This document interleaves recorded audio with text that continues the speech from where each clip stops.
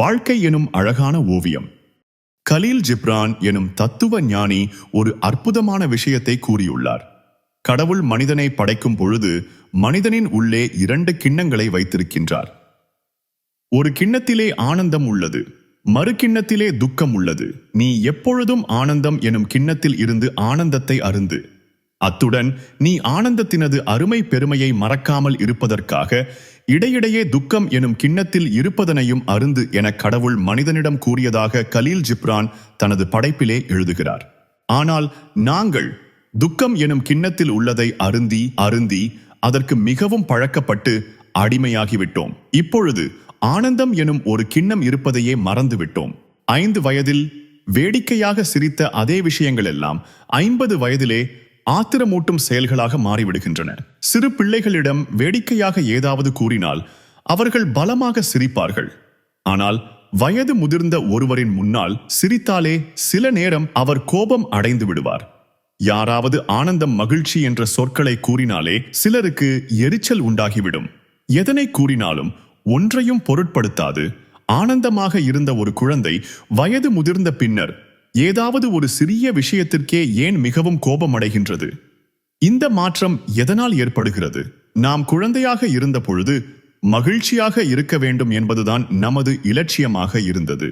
காலையில் எழுந்ததும் நமது ஒரே நிகழ்ச்சி நிரல் ஆனந்தமாக இருப்பது மட்டும்தான். விளையாடிக் கொண்டிருப்போம். பின்னர் திடீரென்று பார்த்தால் தூங்கி விடுவோம். உணவை உண்ணும் பொழுதும் கூட தூங்கி அங்கும் இங்கும் அசைந்து கொண்டிருப்போம். பின்னர் நமக்கு பொறுப்புகள் என்ற பெயரில் பல விஷயங்கள் திணிக்கப்படுகின்றன.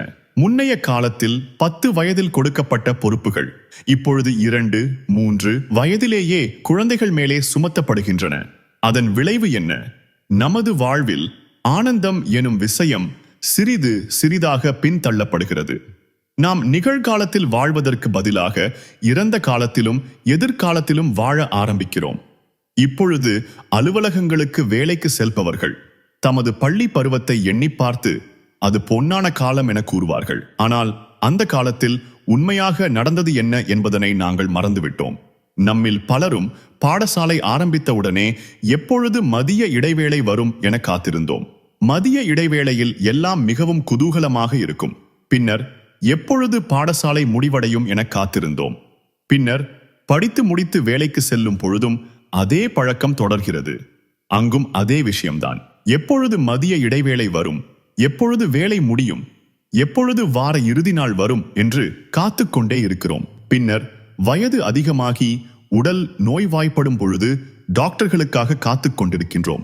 இவ்வாறு இவைகள் எல்லாவற்றுக்குமாக நாங்கள் காத்துக்கொண்டு இருக்கும் பொழுது இந்த வாழ்க்கை எனும் நதி எதற்குமே காத்துக்கொண்டிருக்காது, ஓடிக்கொண்டே இருக்கின்றது. இவையெல்லாம் நமது பொறுப்புகள், இவையெல்லாம் நமது கடமைகள் என எண்ணி நாம் செய்த செயல்கள் எல்லாம் இறுதியில் மெதுவாக நம்மை கைவிடுவதை காணக்கூடியதாக உள்ளது.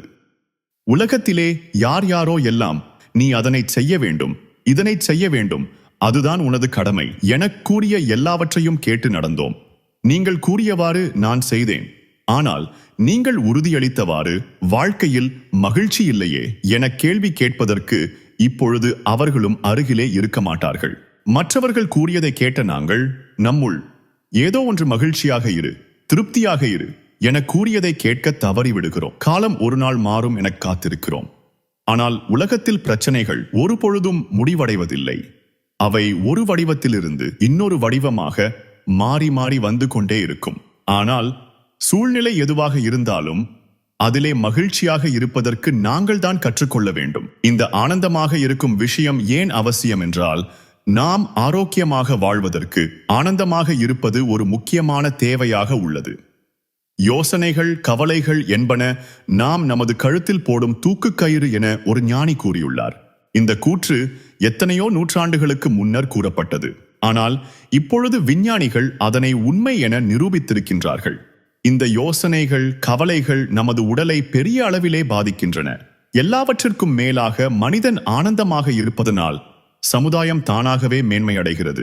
நமது வாழ்க்கையை பார்த்தோம் என்றால் ஒரு விஷயம் மிகவும் தெளிவாக தெரிகிறது.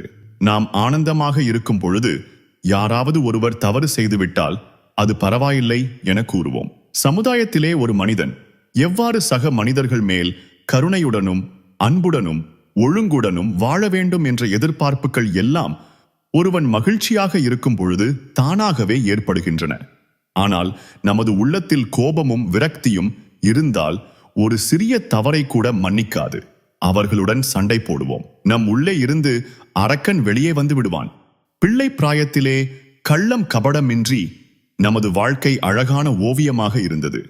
பின்னர் நீ அவ்வாறு இருக்க வேண்டும், இது இவ்வாறு இருக்க வேண்டும் என பலரும் தமது எண்ண கருத்துக்கள் எனும் நிறங்களை அதன் மேலே கொட்டிவிட்டார்கள். இப்பொழுது அந்த ஓவியம் பார்ப்பதற்கு அழகாக இல்லை.